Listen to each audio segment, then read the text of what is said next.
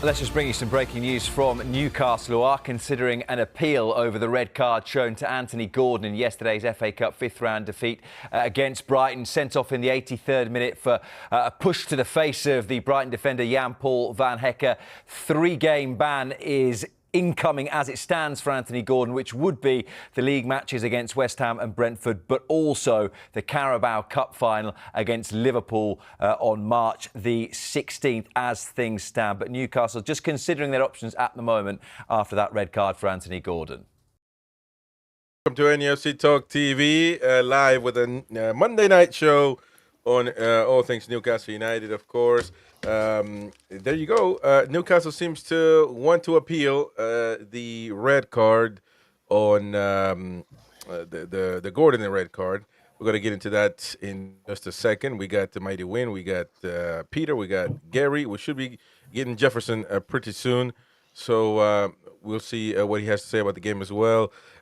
Quickly, though, let's take a look at what the polls have been saying as far as what was the main reason Newcastle got eliminated from the FA Cup yesterday against Brighton.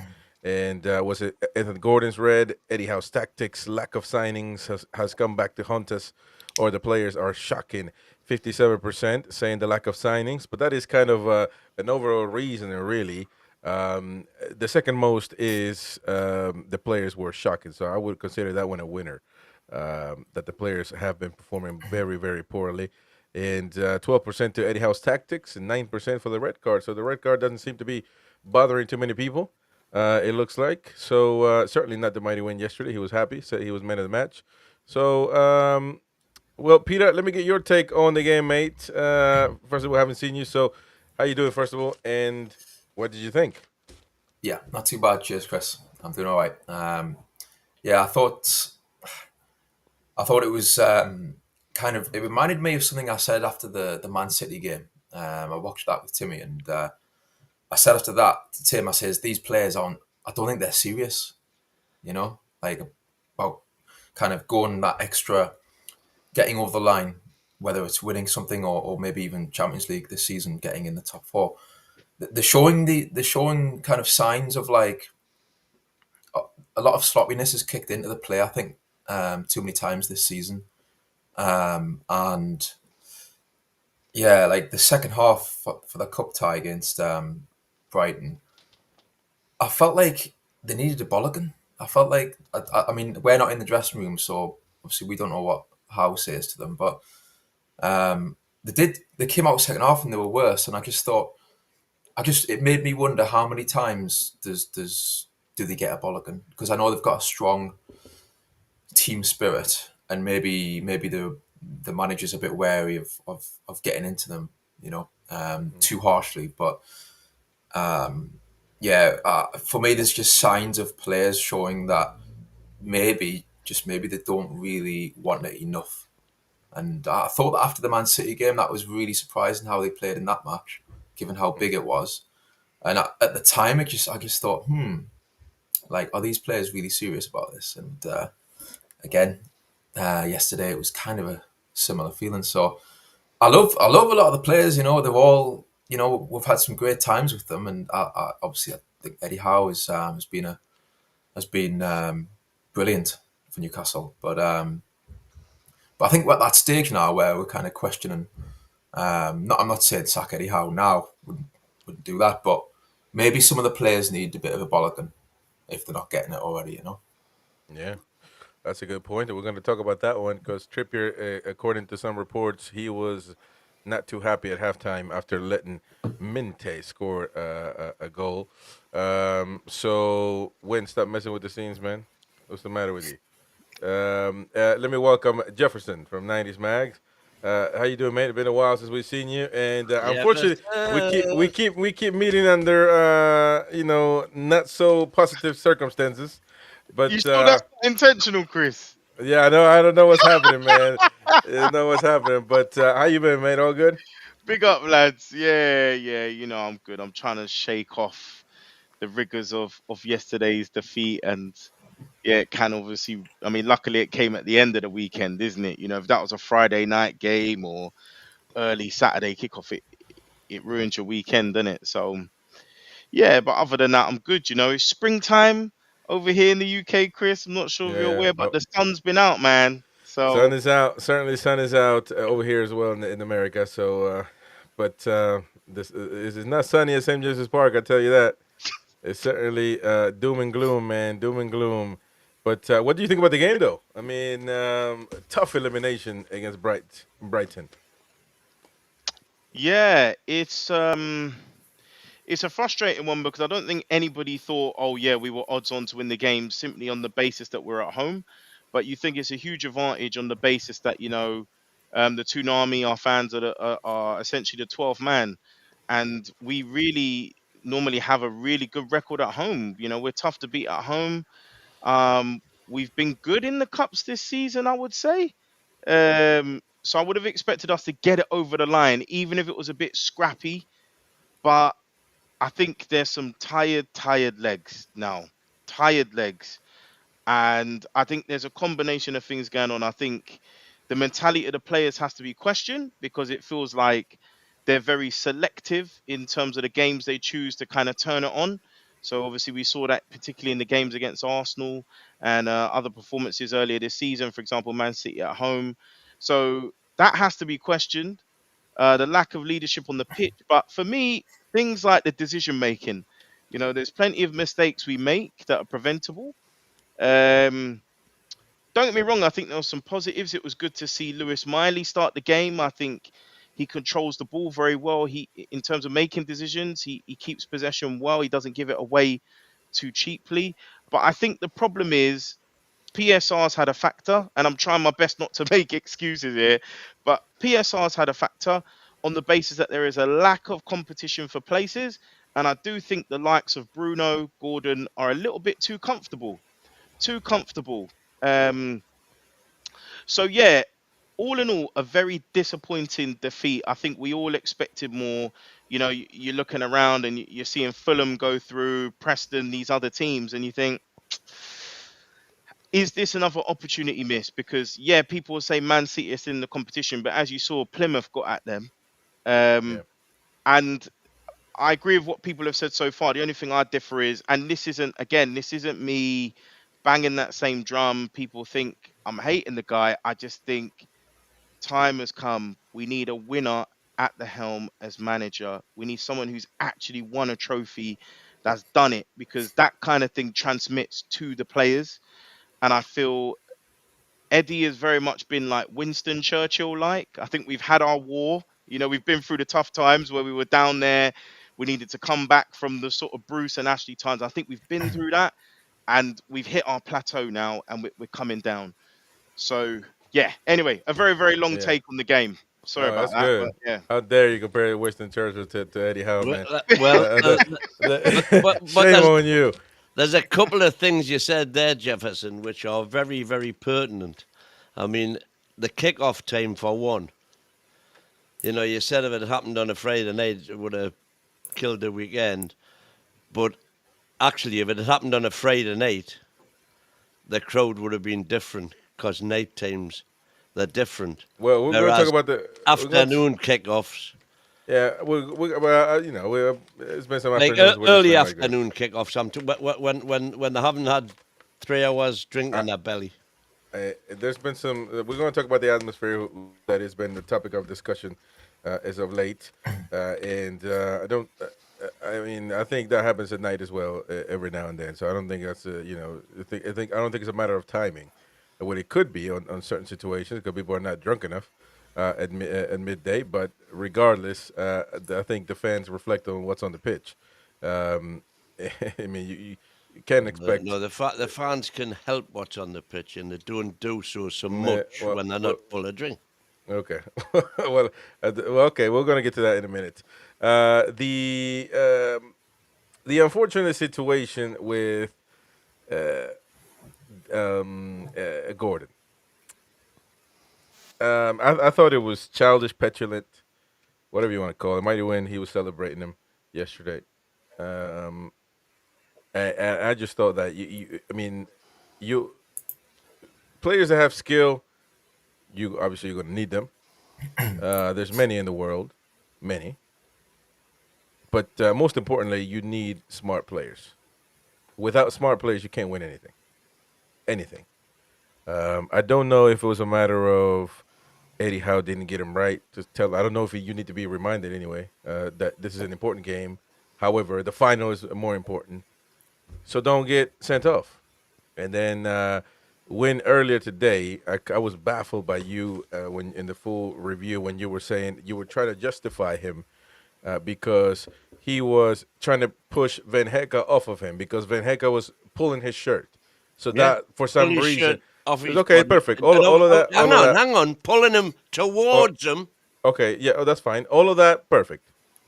But that doesn't warrant a double-fisted shove to the back of his head and face. Double-fisted shove at all. Double-handed shove. Fist at all. Okay, no fisted. Oh, he did it. It was I don't know push what. to try and get him off him.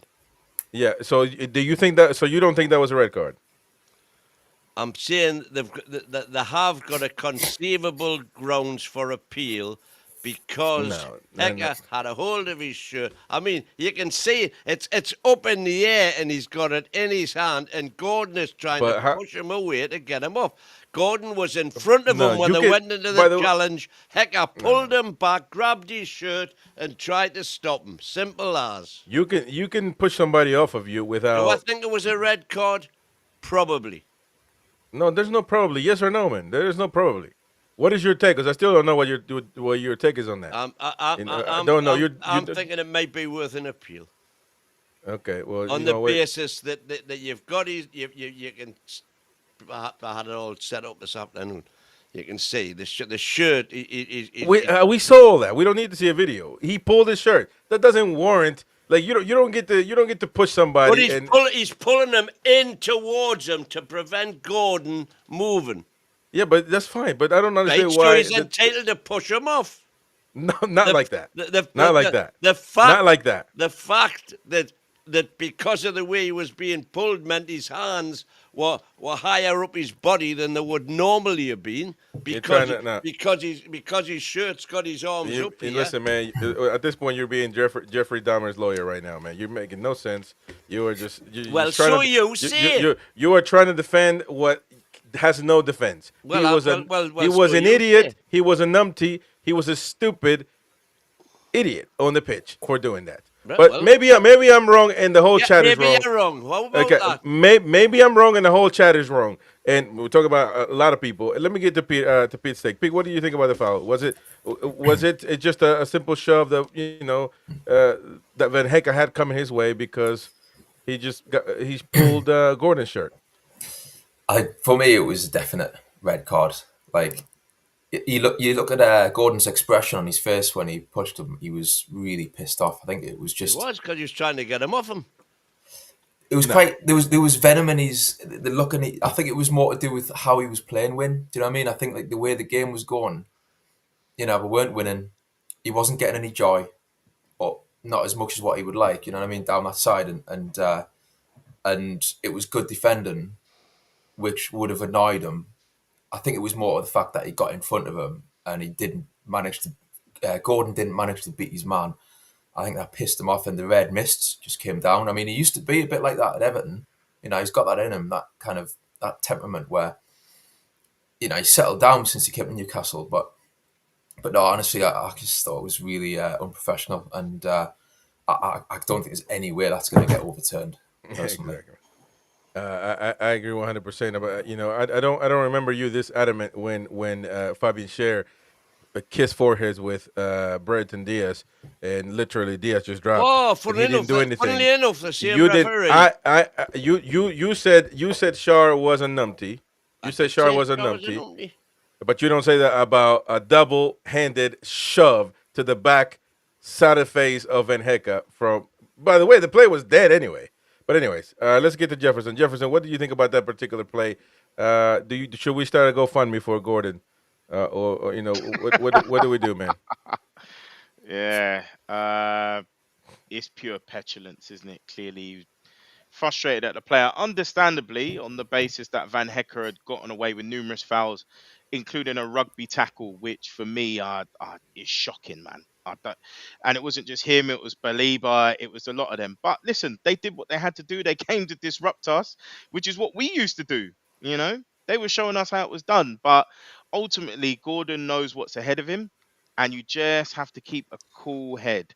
I think he is slightly unlucky on the basis it was basically going to be handbags, but because of the tussling position and Van Hecker was kind of stumbling back and going down, I think he goes to push him in the back, but he ends up pushing him in, sort of making contact with his face.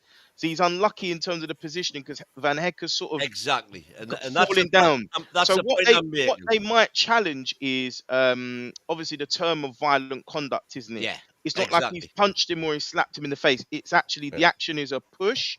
So what they might, I don't know, the best possible thing that might happen, which I doubt, is they reduce it from 3 games to 1 game, which would mean he might be able to make the final. But Because it it's isn't an violent outside conduct. chance. It won't happen. But Newcastle will be trying to say, look, if you watch replay, it shows it's a reaction, but it's not. Does it seem harsh to deem it violent conduct because you can see the Exactly. action is a pushing action, not a slap or a punch do you know what I mean? Yeah. It's hard to explain. It's a push. That's what it is. Yeah, violent conduct, right to the back of the head of somebody, Yeah. straight red. So and, you we'll agree. but you can. Everybody says that, man. That's not just me. Everybody agrees with that. You're by yourself. I don't agree with it. You're by yourself. Jefferson has just said exactly the same thing. That is a blatant. I think the way the refs look at it these days, I think they look at it.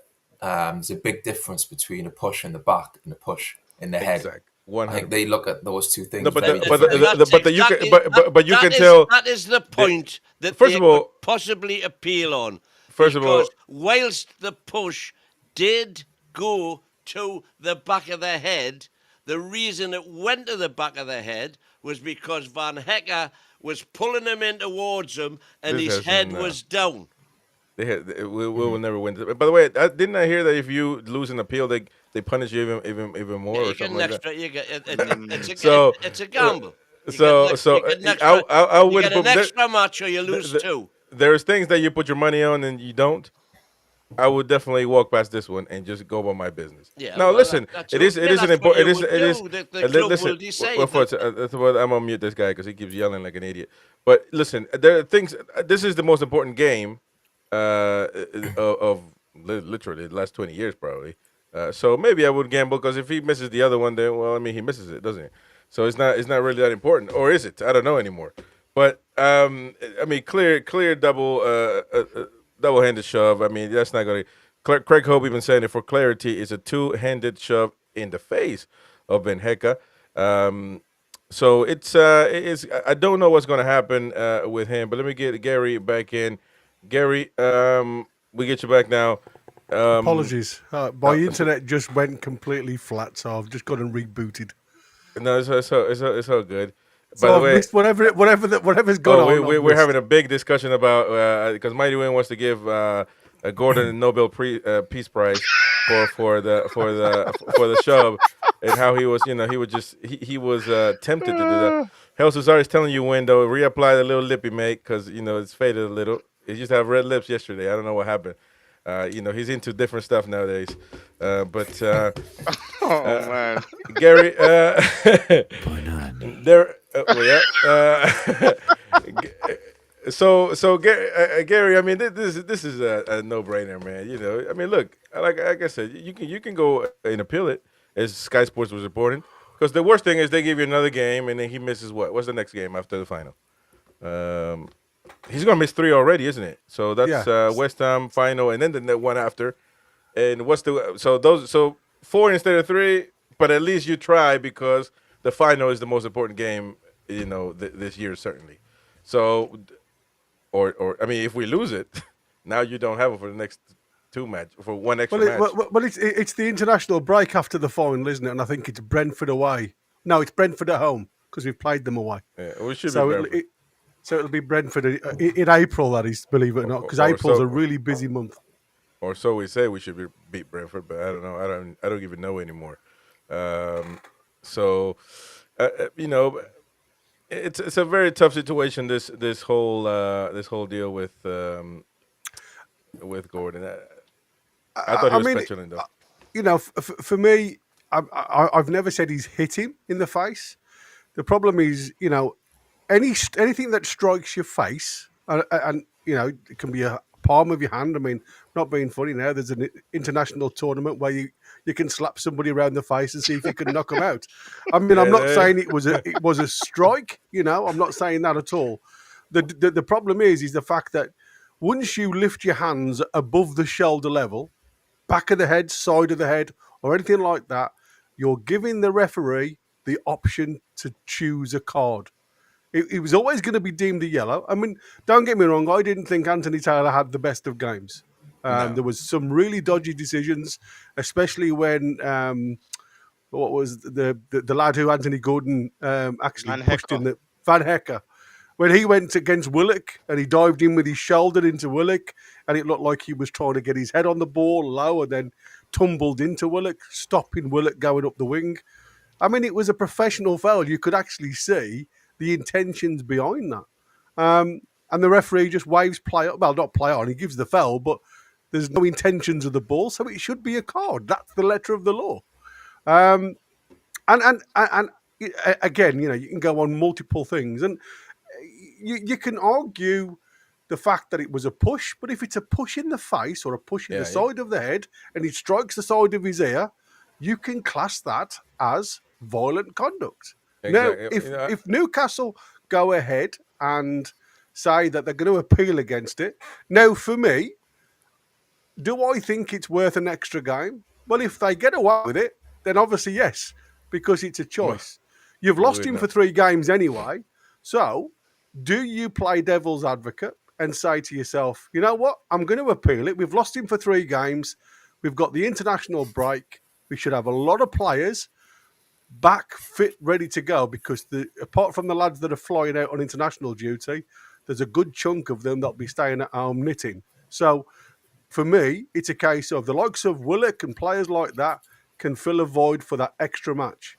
And I'm not saying it's just Brentford, because we know Brentford this season, as well as the last couple of seasons, they've pulled out some real cherries out the hat. So no, you know, the point is, Gary, it would be Wembley, because it would be one match instead of 3 matches for violent conduct. But here's the thing, though. I mean, hold on. What I'm saying, the way I look at it is the fact that if Newcastle decide to go for the appeal, the way they're going to look at it, we've lost him for 3 games anyway. As it stands, we've lost him for 3 games because it's been deemed violent. Because it's been deemed as violent conduct. If he gets an extra ban because we lose it, an extra game, does it really matter? That's what I'm trying to say, and that's how they will look at it. Exactly. That's the way I'm looking at it. I don't see any reason at this point now why they just don't throw one in to see what comes back. What's Gordon's stats this season? Is it 6 goals? Good. Very good. Is it 6 goals in the Premier League? I don't know how many assists, but... Well, he's top of the cherry tree, isn't he, for a lot of them? I thought I'd had it saved. Shout out to D-Man in the building. Says not a chance that red gets overturned. It won't be. It gets worse. It won't be. It gets worse with every watch. Big up the pen. I mean, I've watched it so many times at different angles, and it looks worse. It looks a lot worse when you slow it right down. Here's the thing. Look, 26 games, 6 goals, 5 assists. Okay, so 11. Yeah, he's 11 top of the tree 26. in all of the Premier League across the amount of. I think it's the amount of forward runs, the amount of dribbles, everything else. He's literally up there with the Ball elites. carries. Yeah, exactly. Wow. And that's what I said. He does contribute a massive chunk towards the Newcastle style of play. So let me ask you that, because we're talking about Gordon there. So let me ask you, compare them to in the list, in those whatever charts we're looking at, where is he below or above Mo Salah? Oh. Well, like I say, without having it. I mean, we're talking about he's top of the Premier League, so that means. Yeah. I mean, you know, I saw something from Sky talking about he was first in a lot of the stats that he had. So I'm assuming he's up there with Mo Salah. Well, Mo Salah doesn't do any ball carries or of No, he grabs the ball with his hands and from just one- throws it from in the one goal, half and then to the- he to- doesn't carry the ball at all. He just grabs it with his hand and throws it in the goal like that. What are we talking about, man? I wish I had. I think the issue is the decline, isn't it? It's the decline. If you look at last season, he got 10 plus plus. So I think it was He got 23, 21 and 35 last season. so 21 in all comps, right? Which is phenomenal. Anyone that gets 10 plus plus, we've looked at the Juan Matters and all these people in the past. It's a great season. And whatever, I don't know what Southgate said to him. And I also don't know if it's the whole him meant to be going Liverpool situation, but his head has not been in gear for 75% of the season. So we've seen that clear regression.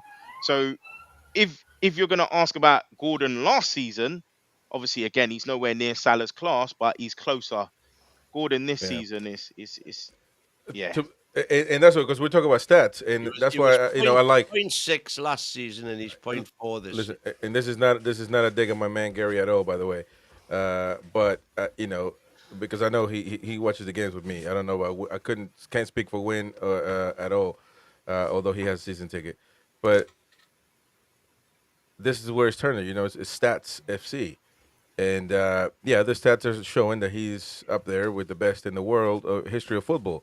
But the problem is that when you watch the season, can we really say that he's been one of our most important, if not the most important? Well, I know you're going to say that. I know. I mean, you think Dan Barron was man of the match yesterday. So I mean, So did your man Craig Hope, by the way, after Dubravka? She's not my man. I got a wife. I got a woman. I don't have a man.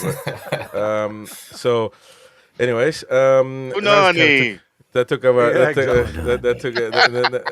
up a different turn there, but he's not showing it on the pitch, in my opinion. I don't know. I'm assuming Jefferson. I haven't seen you in a long time, so I'm asking then the other opinion. So Jefferson, do you think that Gordon has been the most important player of us this season?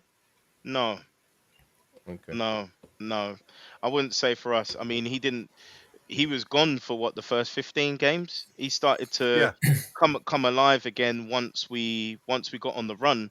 You could actually argue Barnes was more important at the start. He had, was it 5 goals in that first spell of games, and some key goals as well. The fact that I think I saw D-Man mention it, that Gordon has only got 1 more goal in the Prem, and he's played significantly more games, tells a story. I think I'm not saying we could.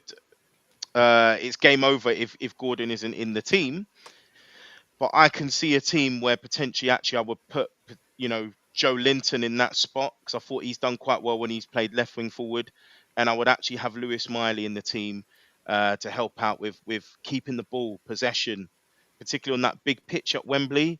It's going to be scary. There's lots of space to run in, so we're going to have to keep hold of the ball.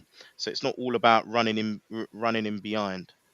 Just because you mentioned Miley in your opening take, and I made a note then, because you said Miley doesn't give the ball away.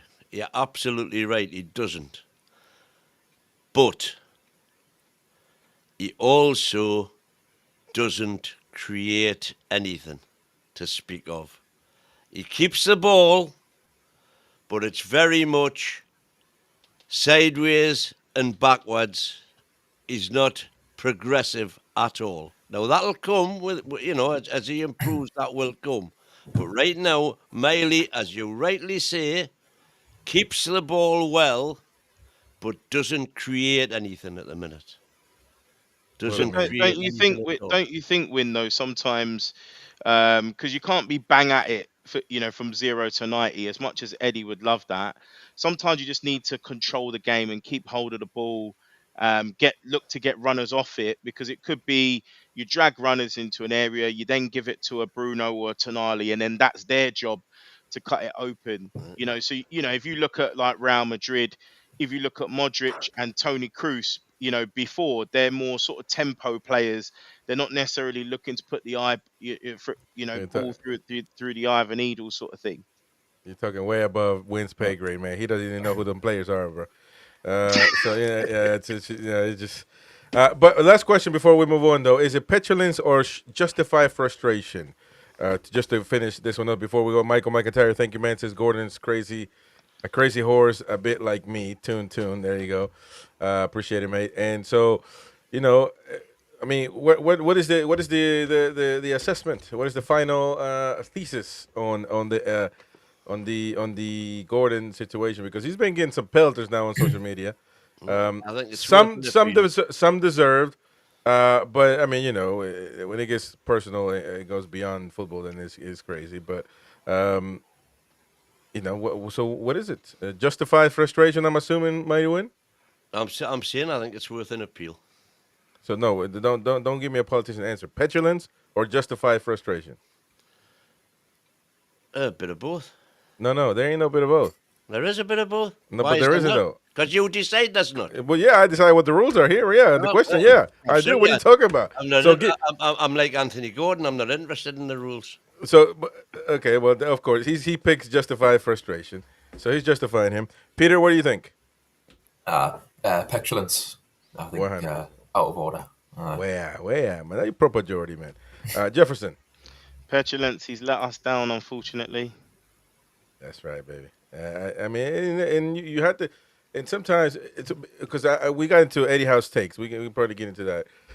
He said that we need to. I don't know in this video in particular, I did but not the one, see it. but the one that I showed yesterday on the channel, that we need to support him, and this and that, and but what is that? What Eddie Howe said? Well, on the one that I showed, I don't know of this one that I'm about to show, which is just this is the post press conference. The one that I showed was with the team media. Okay. And you know, he did say we need to support him, and he needs our support. I don't know. I mean, to your point though, Peter, sometimes your parents are not there to be your friend. What Eddie Howe was saying publicly and what he's doing privately are two different. Your parent. Well, we can only speak on what's public, obviously. So we don't know what goes on in the private life. But it's like your parents. You know, if your parents are your friends and give you everything you want, you're gonna become petulant. That's plain and simple. You know, so it's the manager's job to be strict when he needs to be praise praise players when they need to be praised. But if it's just all about putting them in a bubble wrap. And some players need to be held accountable for their actions. Yeah. You don't believe in that? When? So players shouldn't be held accountable for their mistakes. Yep. How long are you going to go on about it for? But I'm trying to get a straight answer. You're not answering. You've been on with it now for half an hour. You've made the whole thing about Anthony Gordon. Well, that might cost us the final. Losing the match because Anthony Gordon. That might cost. It's a big deal. Nonsense.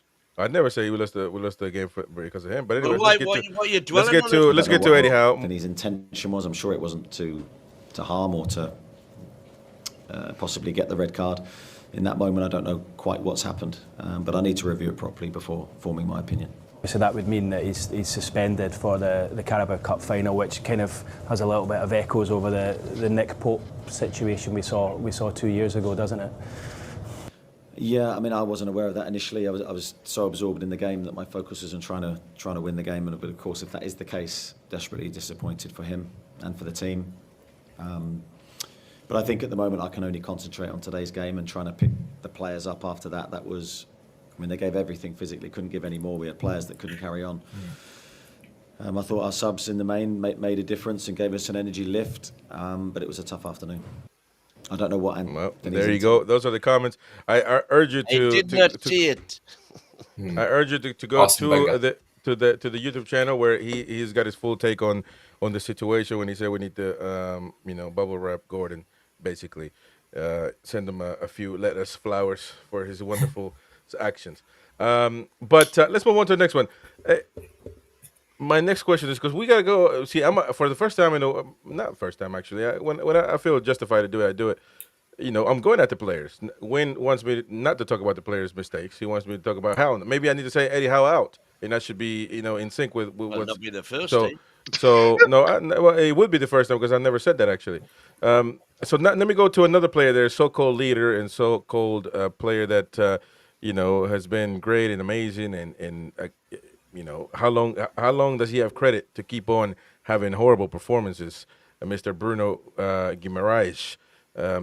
He's supposed to be the captain of the team, and he's supposed to, based on that, have leadership qualities, not just throwing hands at the crowd to get him going. So he needs to get his teammates going, which would be something that would be more important, in my opinion. But if you actually go on social media about Bruno, every fans are very much not criticizing him. The vast majority just think he's one of our most important players. And in my opinion, yesterday he had another blinder, another game where he didn't show up. Although some people say he did play good. I don't know where.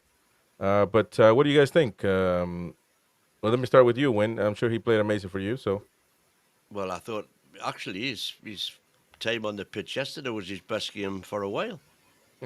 What a lucky guess. Well, there you go. Because he has been poor. That's what we're getting to the Yeah, I mean that was funnily enough. Tim this afternoon was saying it was noticeable to him that when Bruno came on, he looked fresh, he looked interested, he was putting himself about more. He did okay. Wasn't fantastic, but it was better than he's been. Yeah, but is that enough? Doing better than what he did the game before, which was even worse. So is that enough? Because obviously it isn't, right? Because right now we have a one-man midfield, Tonali. Right. So what's your point? Criticize the player when needs to be criticized. We've got a one-man midfield, Tonali, because he had a blinder yesterday, didn't he? No, he was an octopus, man. There's only so much he can do. But anyways, we got your take already. So, Peter, what do you think, man? What is protecting players? You said something earlier about that. I mean, what's the issue, man? Why players that are millionaires can't just get a proper ball again? I think because of what Eddie Howe has said earlier in the season about he mentioned about the squad possibly getting stale if you don't add to it. He said that a while ago. I think that's what's happening a little bit with the likes of Bruno. Like, we know his quality, but it does seem like he runs out of ideas quite quickly, and he gets frustrated quicker than what he used to. And I think ideally, in an ideal world, we would have been able to have, or maybe should have dropped him like weeks ago, and just rotate. I think obviously if you're a top club as well, that's what would have happened.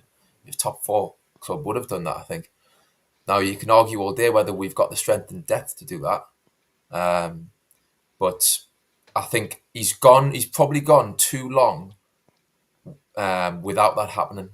If you think about it, from when he first came into the club, basically playing non-stop since he got in the team, it's just been, he's been ever present, and that's for it's 3 years now, isn't it? So, I think he's, in an ideal world, we would have had someone to come in and replace him. Now, you could argue, and I don't mean permanently, I just mean every kind of top side does that now and again to their players. They identify, we need to just pull him off for a bit. He needs to just refocus, take him out the side. He needs to just watch from the sidelines for a bit, and then you can reintroduce him when it's right. You could argue maybe we could still do that. Obviously, we've got Tonali, got Miley, Joe Linton coming back. Showing Longstaff. Exactly, Longy, Chris. Nice. But yeah, so I'm not gonna say we can't drop him because we don't have the depth, because you've got to be creative as a manager. You've got to come up with solutions. You know what I mean? You've got to work with the squad and see what, I mean. Willett can play in the middle as well. So it's tricky now with the cup final coming up. Obviously, you don't want to start experimenting too much, I guess, with that on the horizon. And I suppose Bruno, you wouldn't drop him for that. I think just because of what he can do. But I think he's probably suffered from not being rotated when we could have done that in the previous sort of weeks and months, I think. Yeah. Jefferson, Bruno not pulling his end of the bargain, certainly. And he's supposed to be the captain. Yeah, obviously some performances this season have been somewhat disappointing and arguably underwhelming. If we look at Bruno Guimaraes, we're talking about a player that is legitimately world class. He's proven so. He's a Brazilian international, but some of his performances have been found wanting when it comes to us. And I think the microscope and the scrutiny widens when you are made the captain. And we know about during the Ashley years, what we demanded as a fan base, not necessarily a team that wins, but a team that tries. And it's not just him, it's others. Their performances hasn't met up to that. When we look at Bruno, I think part of it is him. He could be a bit jaded. He could be a bit tired. He hasn't been rotated enough. There isn't enough challenging for places, i.e., thinking, oh my God, my place is under threat. So you can get away with playing 6.5, 7 out of 10 every week. But the thing for me is a bit like a game of Jenga. So I think we sort of unlocked something when Tonali was brought back in the side and put in the 6. And we've seen in spells that Bruno push further up the pitch can produce something. But then what we lack thereof is the defensive side. He doesn't have the leg speed to get back. And part of that is the formation Eddie sets up. So I will blame Eddie slightly for this. It's very evident that when Bruno is running, you can see it. It's like he's running in quicksand. As soon as we lose the ball in transition, he can't get back. What people didn't realize is last season, he was in the 6. So you're already in a deep position. So he was able to make those cutouts and interceptions a lot more easier. But if you've charged up the pitch trying to thread the ball through and it's been blocked or we've lost the ball and you've got to now run back 60 meters, he ain't making it. I don't know if you saw that ball that, was it Tonali or was it Tino played? He couldn't even make it to the byline to cut it back across. So I think Eddie needs to look at that and at times be flexible with that 3 in midfield. Maybe play a diamond and have Bruno at the head of that and say, Bruno, I want you to be 10, not 8. Don't worry about running back. Stay closer to the goal. And I think it's about figuring out what his role is in this team, because I don't think at the moment he can function well enough as an 8, purely on the basis he doesn't have the ground speed. If you notice Joe Linton, he's very leggy. He can get up and down. Like you mentioned, Tonali's like an octopus. He does the work of 2-3 men. I don't know how he covers so much ground speed. So I'm trying my best not to be too critical on Bruno, but I think it's a little bit about how we set up as a team. Where is he best utilised? Is it as a 6, or could we have an extra man in midfield and he's further up? Interesting. Gary, you want to weigh in on that? Bruno not pulling his end of the bargain? Yeah. Apologies, boys and girls. The viewer land for good. me dropping in and out. My internet is crazy. I've just had a look online. There's a fault somewhere on the line. If I drop out again, I won't spoil the show. I'll just stay away. On Bruno, I think, there's a point of me. I don't like to finger point blame at anybody, but for me, with the amount of changes that's happened at Newcastle this season, I know we've got a very thin squad, and I know Eddie's trying to work whatever magic he's got with the amount of players that he's got. Hence, you're seeing highs and lows of players' performance, and we've seen it not from Bruno, we've seen it throughout the side. And I think a lot of it is exactly what Jeff has just been saying there, that, there's lots of movement, there's lots of position changing, lots of tactical changes within the system that Eddie's trying to give, and he always plays a system against the opposition. It's not the same pattern of play that a lot of teams play week in, week out. Eddie tries to knit this really tight woven jigsaw to try and combat the opposition on the day. So every week he's changing something. Might be slight, but there's changes. And we've said this with Anthony Gordon. I've just had a look at, while I've been off of the thing that I was looking about Anthony Gordon with his percentiles. He's still up there in the 90s on a lot of his percentiles. But his drop-off is paramount from last season, where he had that total purple patch. The same with Bruno. If you look at all our players this season across the percentiles, even though, the likes of Murphy say, he's having a steady game, same type of percentiles as last season, Bruno is exactly the same. Bruno is even though, for me, as Jefferson said, hasn't got the recovery legs as Tonali has, so he's been moved forward. But because of the type of player he is and the will, he will try and support. We saw that yesterday for the second goal.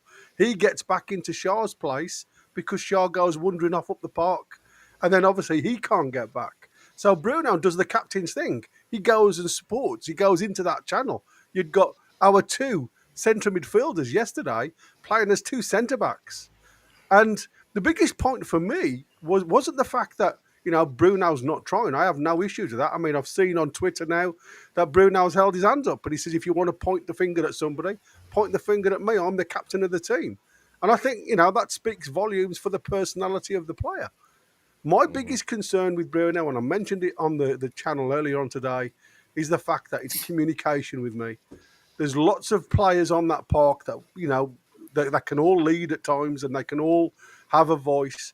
But when you've got a captain that everybody's looking to, and like I say, it's pretty obvious when he's in the middle of the park and he wants the ball, he'll shout, "Give me the ball." You'll hear him. You'll point at the player, "Give me the ball." And the player, especially the youngsters, will always pass him the ball. So in days gone by, Bruno has been involved in a lot of that midfield battling with the opposition because the player has always passed him the ball. Doesn't get that so much now Tonali's in the side. So he has dropped off regarding the amount of touches he has in the middle of the park. But I do think a lot of it, mate, with our drop-off, with a lot of players, has got something to do with this tactical reshuffle, the way Eddie Howe is setting up the teams for the opposition now. Because you can excuse one or two players having a bad game or an off day at the office, but you can't always excuse 9 or 10. And I think, for me, the standout player yesterday was Dubravka.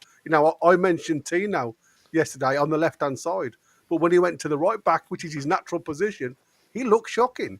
He looked all over the place at times. And again, is that because he's being shuffled around and you've got to try and get your head on to play a different game in a different position because the way Eddie Howe has set up the team originally? There's a number of question marks, unfortunately, that you have to pinpoint towards the coach because it's not working. Whatever his setup is, our brilliant players that we praise so much week in, week out and supported back through thick and thin, just unfortunately at this present moment in time, aren't performing. Nope, that's right. By the way, Craig Hope was reporting that a fan at halftime ran into the press box to berate officials as they left the field about the throw-in ahead of goal being taken 15 yards farther forward. Yeah, it was. He's asking, does it really matter? Well, I think it does matter if it's forward. So poor fan, though, won't be back for a while. I guarantee you that. But moving on then to halftime as well, which has to do with Mr. Kieran Trippier, who, according to the Chronicle, says that he blasted and was supposedly livid with Fabian Schär and Dan Burn and Tino Livramento for their positioning in their equalizer during yesterday's game. Kieran Trippier, who's played Champions League, he's an England international. He knows a little bit about football. He includes Dan Burn there, which Mighty Win excludes from any fault whatsoever in any goal for the past 10 years against Newcastle. Very poor positioning. I think Burn was horrible. Schär even worse, which is crazy. Livramento, I can't remember, but according to this, Trippier was livid with all of them. Where were you? He asked them, yelling at them as they were walking in the into the locker room. That's kind of the proper ball again that Peter was talking about, and that's a proper leader right there, and the one that was once upon a time captain of the club. Does it really matter though, lads, that a guy is out there yelling at them and waking them up, or it's just the modern day football that whatever happens, everybody's just quiet. The Bruno type captains, which we just left the Bruno subject anyway, but still. But I think that's the problem, Chris. Is they're too quiet on the park. I mean, I've been at matches, and Win goes to every home game. I've been to a few this season, and I very rarely hear Bruno talk. Very rarely hear him shout. I've heard Trippier on the sideline talk more than Bruno does on the park. Yeah. And to me, you have to question that as a captain. And like I said, we looked at individual flaws today, me, Win, and Tim. And, You know, when Bruno gets into the position to support Shaw because he's gone on the adventures. When Shaw comes back into the system, in actual fact, it puts off the likes of Dan Burn because nobody's closing it down. Shaw's not pressing, but there's no talking, you know. But And then Bruno, who's the captain, leaves Joe Pedro. But you know what's crazy? You know what's crazy because Jefferson had a great analogy. Well, not great really, because he compared Winston Churchill to Eddie Howe. But everybody in wartime needs a Churchill, right? Not to get too political, but you get the point. When things are not going well, you know, you need somebody that can calm down and organize things. Tonali does it. Everybody says he's quiet. He's not quiet at all. He's always pointing, pinpointing, yelling, talking.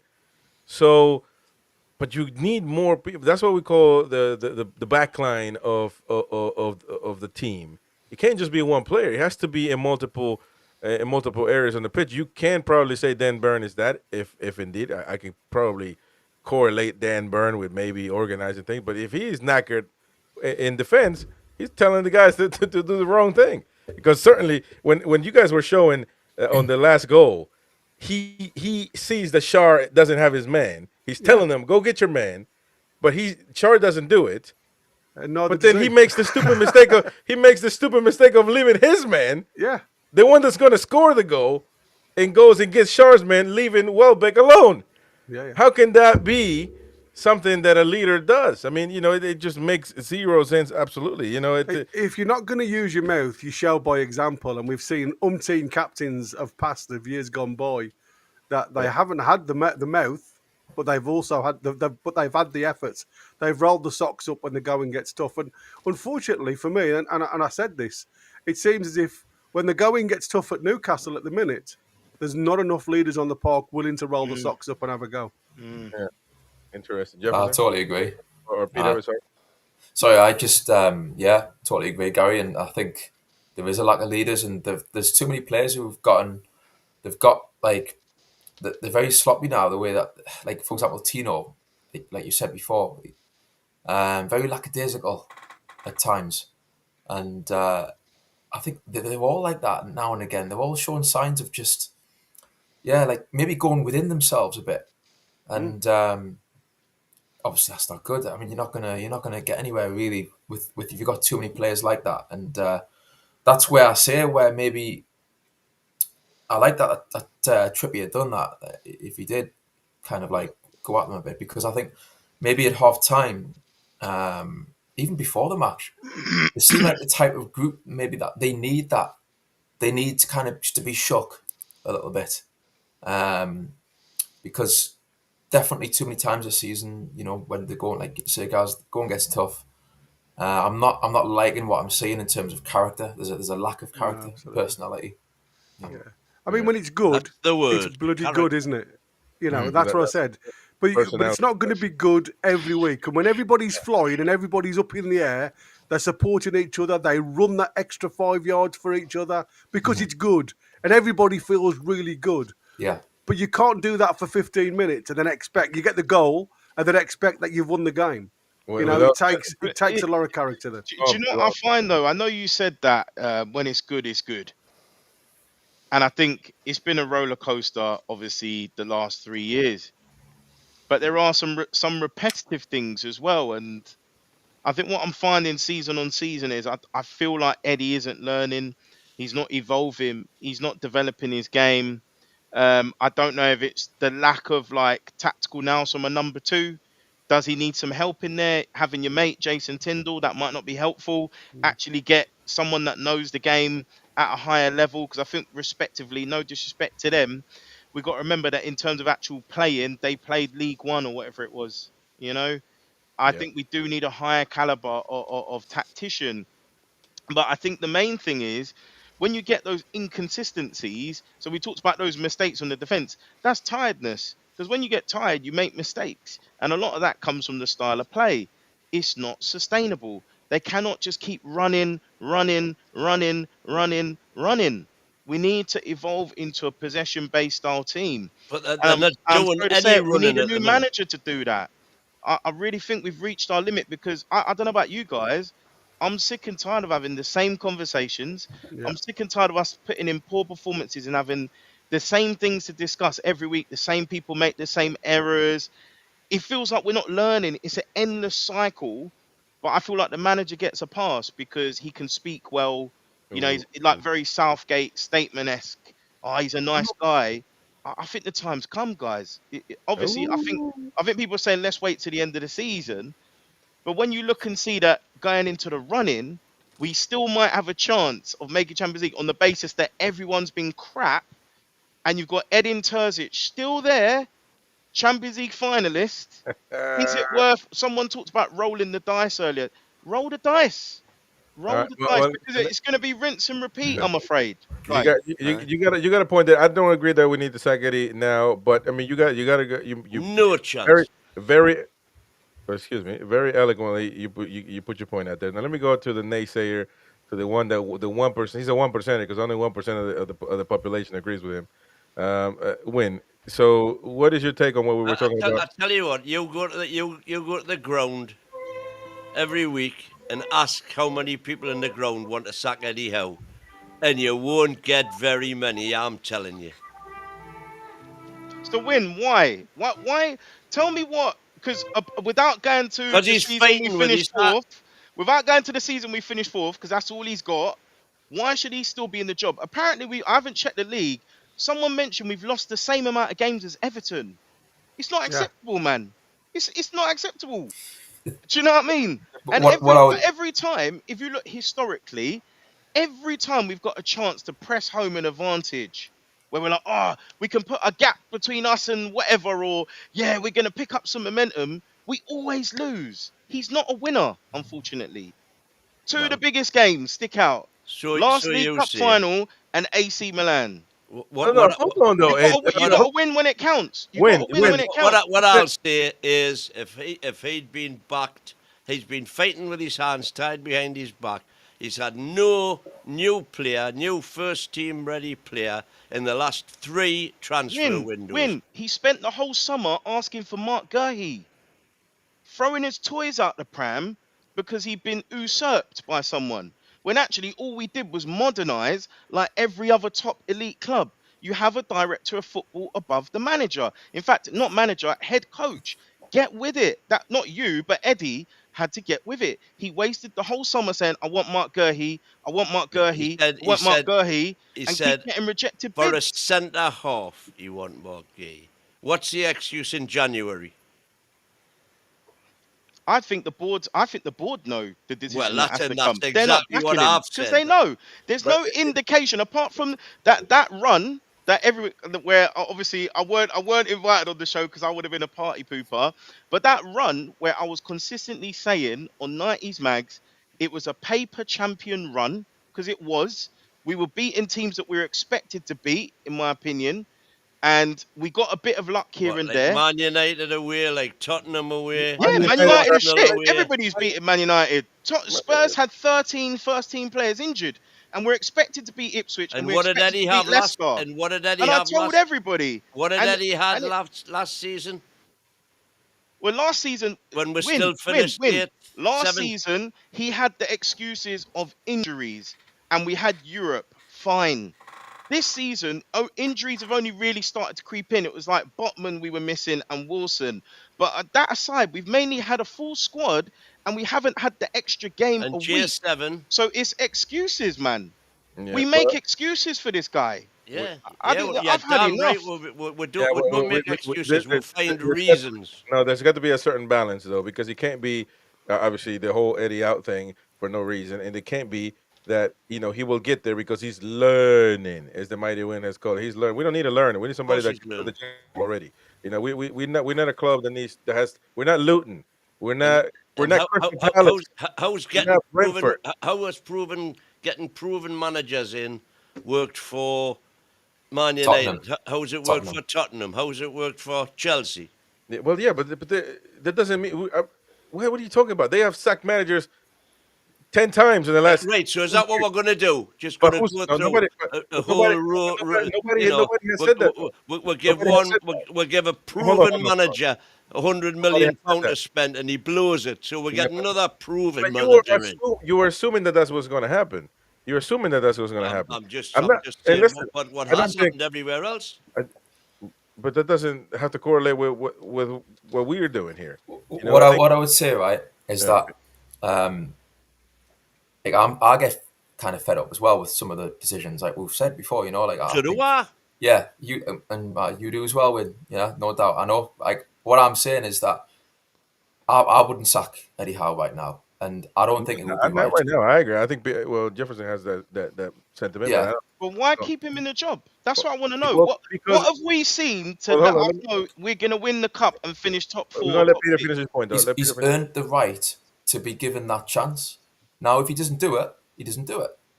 But like, I think he's earned the right in terms of what he's done for the club so far. He's shown that he can bring success. Now, obviously, not every single month of every season. No, of course not. And he's got issues in terms of like there's things he does that kind of do our head in. Absolutely not denying that. And I mean, the way I look at it is you get to the summer and then you evaluate then, and it may well be time then to get someone in, get someone else in. Peter, can I ask you something, Peter? Yeah. If you look at our squad at the moment, and we're looking at those key players we talked about, Tonali, Bruno, Isak, particularly. Obviously, unfortunately, Botman's been injured. Who knows where our team would be if Botman was fit? But I mentioned him as well. These are, okay, they're not superstars, but they're what you would call top-tier players. Do you think if we win the League Cup, which only gets you Conference League, and we finish 7th, or maybe with a bit of luck 6th, do you think they should be staying? Do you think that's what they deserve on the basis that we think Eddie should have a go? Like, we need the revenue off the pitch as well. That's what everyone's forgetting. We've seen the benefits Villa's had from having that Champions League money. We need it to grow the club. We need Champions League football. And we're not. It's so evident. It's like, you know, it's staring you in the face. We can wait. It's like a month of Sundays. It ain't happening with Eddie because we're ramming our head against a brick wall where he's got one style of play, plan A, and if that goes tits up, he doesn't know what to do. And I think we've all been very patient. Last season particularly, nobody knew Man United was going to win the FA Cup. We said, yep, there was injuries and everything. So this season, I wanted this guy to come out the blocks. And we had that whole shaky start at the start of the season. And it felt like this little run, saved him his job. Because we saw His Excellency talking to Jose Mourinho at the Formula 1 and stuff. I just feel we're going to regret it if we're too nice, essentially. I think we're too nice. And we're going to miss out because Villa's already overtaken us now. I know they're stumbling a bit with Champions League, but it feels like they're bigger than us now. I don't like sacking managers mid-season because I just feel like I know what you're saying. I get what you're saying, Jefferson. Because like I say, it does my head in sometimes when I think, where's Asula? You know, why doesn't he give Asula a chance? Why doesn't he play maybe more direct sometimes? And I'm with you on the frustration of Eddie not learning, you know, on some of these things that we talk about. I just think, just me personally, on principle, he's earned the right to be given the chance to prove us right or wrong. The season hasn't finished. You know what I mean? Like, we're not at the end of the season yet. Yeah. Like, let's see. He may well bomb out the league, the top 6. We might get like 8th. We might get tonked by Liverpool. Okay, then maybe it's time to review. But let's see. You know what I mean? Let's kind of like, because I just think, like, again, going back to when he took over, people can call it sentimental or whatever, but he dragged this club up from, you know, I mean, we were going down. There's no doubt about that. Newcastle United, I thought it was certain to go down at that time. And he's dragged us up from, you know, certain relegation candidates to obviously top 4. And then I know we're not top 4 now, but yeah, at one point Champions League, and then a cup final now, another cup final. There's negatives and there's pluses. And I just, again, going back to what I said before, on principle, I think he's earned the right to... Jefferson, what gives you the right... We got to move on. To expect Newcastle to be in the top 5 when we're only 9th in the amount of Because I wages can we see play Nottingham with Forest players. there for starters win. Oof. I can see Nottingham Forest there. I'm fed up of getting smashed at home by teams. How long are Yeah, Nottingham Forest going to be there? 4-4 Well, we're not. last season. Luton lost 3-1 at home. Nottingham Forest. This season again, losing to West Ham when they've been rubbish. It's too much. 9 defeats.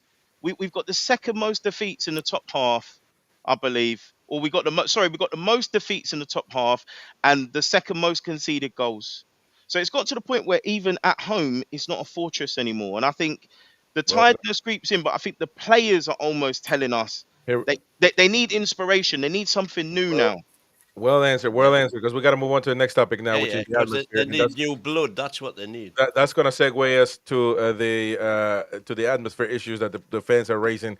A lot of blame into the season ticket holders. That's not a dig at a mighty win, but that's what's being that's what's being talked about. We do know the mighty win falls asleep. There's nap time when the matches come on. But it's just one person out of 55,000. Jordy Kermit, for example, says atmosphere today is a glimpse into the future if Newcastle are not careful. Full of tourists and families. We will never get a good atmosphere with that mix. It's embarrassing in front of the whole nation. Sad times. I think it's a little bit exaggerated there. By the way, taking your family to the game, what the hell, man? What's wrong with that? There's nothing wrong with that. Are we saying that? What are we here? Just wouldn't it makes no sense to my opinion. It's just there needs to be a section that creates atmosphere that you get. But by the way, all of that is all talk. Listen, man. Fans don't win games. We don't. We help out the team. The team feels good. That might motivate, but that's not gonna win a game. That's not gonna keep you going for 90 minutes. They can only feed off what they're seeing on the pitch. And if you're expecting the team, the fans to cheer and shout and be great to players that are performing like that, like they did yesterday against Brighton, well, you're gonna be waiting for a long time because that ain't gonna happen. Not here, not there, not in South America, where actually atmosphere is hot. It ain't gonna happen not in Turkey, anywhere. They have to feed on what they're seeing on the pitch. So people need to wake up. It's not about the fans. Fans don't win or lose games. They don't. They just portray on what they're seeing on the pitch. But let me get into you guys' take on that, on the atmosphere thing. Is there actually an issue? Is there not? I don't know. But some games are quiet, some aren't. It's just the way it is. I tell you exactly what it is. It's complacency because the number of times the comments when we've been beaten of Fulham and Bournemouth and West Ham, the attitude of the fans is, and we should be beating teams like this. And that's complacency. And it was the same yesterday. We were playing really well till we went a goal up. But the defense and then they thought, job done. We can sit back and relax now. But so you are actually giving the fans as if they actually have immediate, repercussion onto what's happening onto the pitch. Absolutely, yeah. They don't. They don't, man. They have a good. Right. You're saying they don't. Okay, they don't win or lose games. So if they don't, why does every stat that's ever been known to man since football began show that home teams win? 50% more games than away teams win. So if that's the case, because that stat applies to every club in the history of football. Exactly. Everywhere in the world. That's why fans make a difference. Yeah. So that means that that means Man City have a great atmosphere. Then that means that Fulham have a great atmosphere. That means that any club has the great atmosphere because they play at home. No, it doesn't. We here say that it is a fortress, St. James's Park, because of the 12th man. I agree, it exists. We, as far as shouting and being loud, we are unique. Same to Anfield. I don't want to get into the debate, the speakers, and none of that banter and stuff. But at the end of the day, it is Anfield, St. James's Park. At one point, once upon a time. But look at Old Trafford. Old Trafford used to be a fortress in itself. But look at it now. They're dross. So what do you? And they always been a big club. Always have been. So look at it now. It makes no difference. Just think about what you've just said. The atmosphere at Old Trafford now is dross. It is. And what's happening on the pitch? Dross. They got rats there. But do you think? But do you think that's because of the fans? Come on, man. I think that's. I'm thinking that, yeah, I No, definitely think it's because of the fans. nah, man, that is crazy. Well, anyways, I mean, Peter, you were one of our, our criminal ultras once upon a time. Um, I do I just agree got out that yesterday, so yeah, exactly. We do agree that we need to get the crowd going, etc. But at the end of the day, that's not why we win and lose games, man. Come on, let's be fair. Well, I mean, I haven't been to St James's for a few years now, but I used to go quite a lot. And for me, I seen a comment online a couple of days ago that kind of sums it up. I think best for me is that I think St James's, it's basically the whole stadium has turned into like one big family enclosure. From what I can hear when I'm watching, on TV, and from what I hear from people who do go.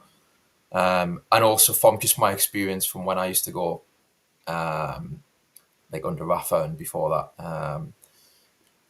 Yeah, I think like the thing is, Chris, I think some fans, they want to go and they want to enjoy themselves and they want to kind of make some noise, right? But they can't really do that because they're surrounded by the majority of fans around them. Maybe don't want to stand and shout and, do you know what I mean, and sing and have some banter. So I do think it's a problem personally because as a match day experience, it's limited. You're limiting that experience to a certain type of fan for the majority of the stadium.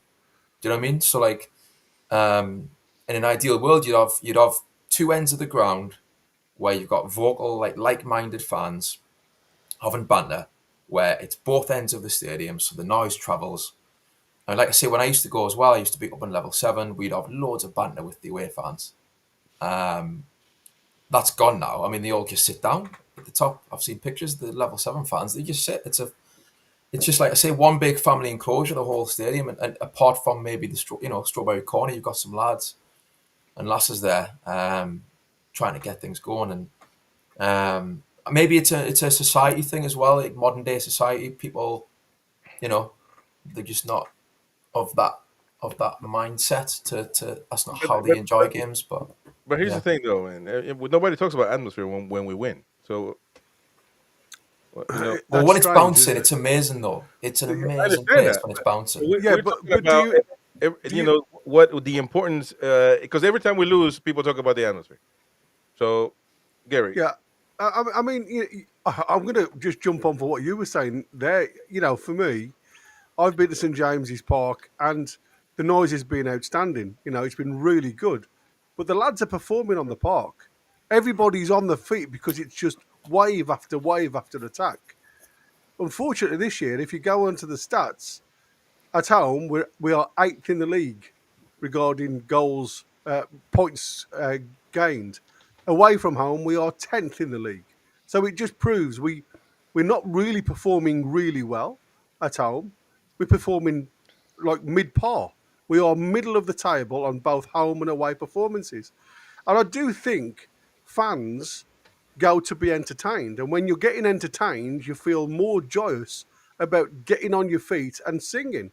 Now, I was in the end where the Strawberry Corner was going absolutely mental, singing all the way through the Forest game because it was entertaining. I was on my feet. I never sat down virtually the entire first half. It was so good, and everybody was singing. Strawberry Corner starts, and it goes all the way round, and the Gallagher, where everybody's up on the feet going for it. Second half, it went a little bit low because the lads just drop off. So you're going to get movement of atmosphere with performance, and it's only when the big games come. Now, you look at the night against Arsenal, it was rapturous, it was loud because there was so much at stake. We come to St James's Park with a 2-goal advantage, and the crowd just want to get behind the lads to perform, to which they did. And I think, if you look at the likes of Aston Villa, you mentioned the likes of Aston Villa. Aston Villa at home are 3rd or 4th in the league for points gained. They're 18th in the league away performance because they obviously see Villa Park as more of a fortress these days. They get on that, the back of the crowd's, noise and play because they're playing in front of the atmosphere. I just don't think the lads are performing great, and I think that does, unfortunately, go into the crowd because they're not reacting to what they're seeing. A lot of the time now, instead of singing because they're doing well, they're pointing a finger and accusing. They're asking the lads to be better. The passing, things like that. It's criminal sometimes what you watch these days because if the effort, if they haven't got the technical ability to pass a 5 or 10-yard ball, which is what Jefferson was saying about changing the style of play. If we can't play one way, pass the ball. And my old adage, your feet are flat and the ball's round. The ball will travel a lot further and a lot quicker than you can ever run. But you've got to utilise that, and you've got to have players to utilise that. And I think at this present moment in time, because of the way they're performing, that's having a massive knock-on effect with the atmosphere. Yeah. I agree. I know, Jefferson, you wanted to weigh on that? Yep. I just wanted to add one more point to that. I think there's something in there about the fan base being unified. And I think, obviously, since the new tenure, since the new owners came in, there's been points of the year where they've done comms. And I think at times the comms have been a bit dead, which means anxiety kicks in. And you can get these pockets of like what's going on, like a vacuum's kind of sucked the energy out. And I think after the window, it would have been great if there was a bit of comms explaining, what was going on and then try and like galvanize everybody together. I think they kind of heard the sheep a little bit. So just joining up the fans to the hierarchy a little bit better. Yeah. All right, then. Well, we'll see if the atmosphere comes about Wembley and the FA Cup. We're certainly going to need to do our part, and I expect that to be amazing because it's a cup final and everything. So it is what it is. But the players got to start that. At the beginning of the game, actually, the fans start that, but then as the game progress, makes progress. You have to. The crowd will only feed on what's on the pitch, man. You can't expect them to be jumping up and down if they're seeing. I think some fans want to be proactive though, and rather than just reactive. From Well, what they see. and that should be That's what the away fans are like. Well, Absolutely. in an ideal world, you'd have the home stadium. You'd have like not all the stadium, obviously, but like you'd have like maybe 2 sections at one end of the stadium each. Do you know what I mean? It seems to me it's like 90% of the stadium is reactive. And then you've got 10% in the strawberry corner that's proactive, and it's like, surely could it not be a bit more? I'm just, thinking in a broad sense. I understand that. The funny thing is, I think we got the best away fans in the league. But when we lost against Liverpool, again, the away fans were horrible, according to people coming out. So it's that narrative always gets pushed out every time we lose. And I don't know if I want to buy that. I don't know if I buy it. I think we got probably biased, but we got the best fans in the world when we come or in the league when it comes to when we're up for it. But I think a lot of that has to come from what we see on the pitch as well. So it's. I do think we're only, like I say, we got to think this is a very short tenure with the new group, and I think unfortunately we're still feeling and reeling from the Ashley years where he destroyed the atmosphere in the ground. He stopped players. Fans from singing. He didn't want them to be jovious, and I think that is what we still reeling on from years gone by, where there used to be a crowd that used to sing, and then it all changed. And like I say, now we're in another era, and I don't think these guys that are on the board now that wear suits would actually mind more of a singing, more of an atmosphere. I think they appreciate stuff like that because that's what they all say. It's fantastic when that ground is in full voice. It is. It makes it an orchestra. These are just Brighton celebrating, but more than rubbing it in, I just want. This is the away. What the dressing room's awful, isn't it? This is the away dressing room. What is this? This is gross. What the hell? Look at that. What? This is St. James's Park. Really? Surely I couldn't believe it was. And then I look at the players, and obviously it is. But this is unbelievable. This is not Premier League like, man. I guarantee you. High schools have better dressing rooms than this in America. Well, but that's where you want the away team. No. You don't want them to be comfortable. Yeah, exactly. And look, they beat us. Perfect. So it worked. They beat us. Look how good it worked. And this is, by the way, our. This looks to be. This is us. This is the team in the really good looking jet in our season right now. Come on, man, take flight. Go on. Come on. Oh, boom. No way, man. There's a few quid got up there. That seems to be our season right now at the moment. But listen, we had a great show. Good stuff, good debates, good comments from Peter and Jefferson and Gary. And I would dare to say myself. And just some awful takes from the usual stuff. But we got to create debates, man. That's kind of, it is what it is. Even if we have to debate the undebatable, the undefendable, as Mighty Win likes to do. So, in your opinion, and 99% of the chat and the panel. So limit, like you said, if a million flies land on one shite, it must be it's shite. A million flies can't be wrong. Exactly. There you go. So, anyways, good show. We will see you tomorrow. We got a night show. Me and Win. About what the hell are we going to talk about? Something. Well, we'll find something. I'm sure there'll be something crop up. I think it's going to be a panel show anyway, so stay tuned for that one. And last but not least, thank you to the Mighty Win official fan club for the super chat there. It says, don't let him get you down, oh Mighty One. Get Chris out. Don't worry, I won't. Thank you, man. Appreciate it. Thank you, Jefferson. Thank you, I've Peter. forgotten more than he'll ever know. Thank you, Gary and Jefferson. Definitely got to be back, man. Got to be back. Sorry for the issues tonight, guys. Oh, no worries. Good having you in. We will see you guys on the next one. Bye bye. Ciao, ciao. However.